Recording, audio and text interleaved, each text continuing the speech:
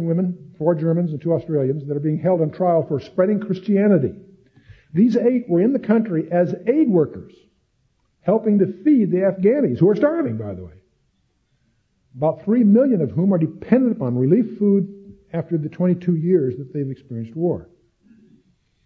The foreign aid workers were allegedly caught showing videos about Jesus to Muslim families, of course, and are accused of possessing Bibles in Afghan languages, which is a capital crime in that community. We take our Bibles so for granted.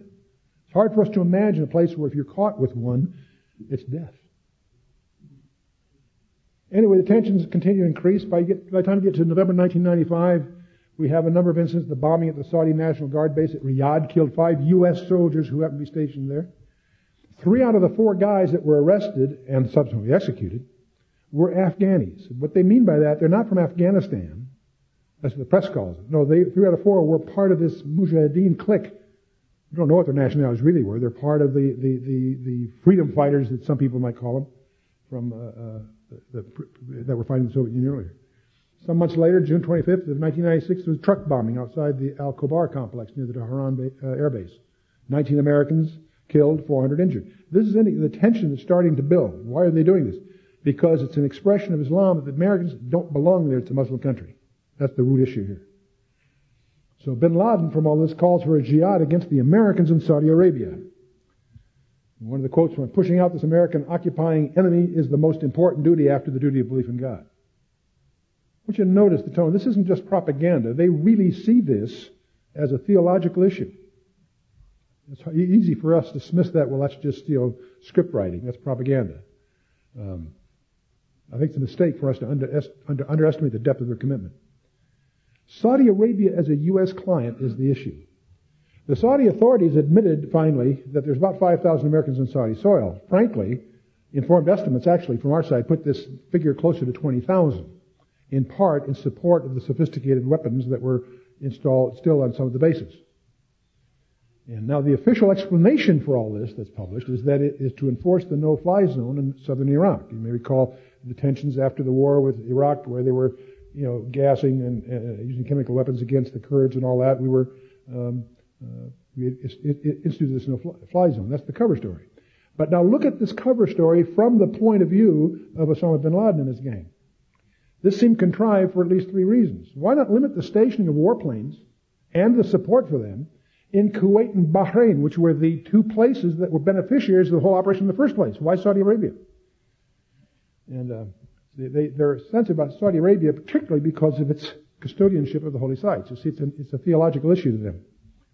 Second reason, the no-fly zone wasn't imposed until August of 1992, 17 months after the Gulf War. See, from these guys, that's one of these flaky cover stories. And there also the point out is, why couldn't the carriers of the U.S. Fifth Fleet, headquartered in Bahrain and permanently in the Persian Gulf, assume the duties? What do you have to have people installed on Saudi? So from their point of view, this is all contrived. Now, what they don't deal with, what was the real reason we're there? I don't want to get into it here, but there was part of the reason we're there is to protect the House of Saud, which is under attack by other groups, and there's another scenario dealing with that. And our presence there, in part, was to be able to respond, because the same insecurities we have right now in the U.S. in certain areas, the House of Saud was having at Mecca, because there was a coup that took it over for a while. There was a whole incident there that is another issue. But anyway, the continuing presence of American forces provided the fuel for these guys Osama bin Laden and his regulars to view Saudi Arabia as a client of the USSR, just like a client of the U.S., just as Afghanistan was of the USSR. Now, the tensions continue to increase over all this, and meanwhile, as the tensions increased with Washington Baghdad, the build-up of the U.S. Armada resulted in the fatwa. A fatwa is a religious decree.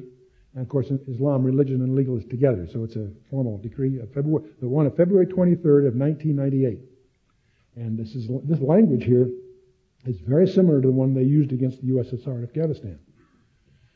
The fatwa of February 23rd, 1998, the ruling to kill Americans and their allies, civilians and military, is an individual duty for every Muslim who can do it in any country in which it is possible to do it. in order to liberate the Al-Aqsa Mosque, and that's the main mosque in Jerusalem, and the Holy Mosque, that's the one in Mecca, from their grip, in order for their armies to move out of all lands of Islam, defeated and unable to threaten any Muslim. This is the instruction, the formal instruction that goes out to Muslims. We're going to kill Americans and their allies, wherever you find them. Now, obviously, most of us, back in 98, well, gee, you made an American kind of nervous if he's in an Islamic country. But it doesn't limit it to Islamic countries. It's obviously being interpreted quite broadly. Now, he continues to build his theological foundations for escalating the jihad. His vision for the future is presently being circulated in a manuscript calling for global jihad against the U.S. This manuscript is in Arabic and certain South Asian languages being circulated among the leadership for their reactions. The title of it's called America in the Third World War, and of course calls for a jihad against America. He calls on the entire Muslim world to rise up against the existing world order to fight for the right to live as Muslims. For as long as there can be no compromise, coexistence, and so forth. Very extreme language. So we're dealing with a theological conflict, not traditional geopolitical or economic issues here. Jihad will never end. It will last to the day of judgment, is the declaration from their clerics. Let's talk a little bit about, we all have this mentality that, gee, if they just get Osama bin Laden, that'll take care of it all. That's very naive. He does not have an organization as we think of organizations, hierarchies and departments and stuff. He has his core group go out to the madrasas, these are the training academies. In Afghanistan, initially there were 40,000 jihad devotees. In Pakistan, about 70,000, supplemented by 100,000 elsewhere. So you're talking probably in the neighborhood of 210,000 here. Senior officers are about 3,500. And there are hundreds of those that are equipped intellectually and training-wise to step in his shoes. So you get bin Laden, I'm not saying we shouldn't, but don't think that's going to solve any problems. They've got strength and depth, apparently.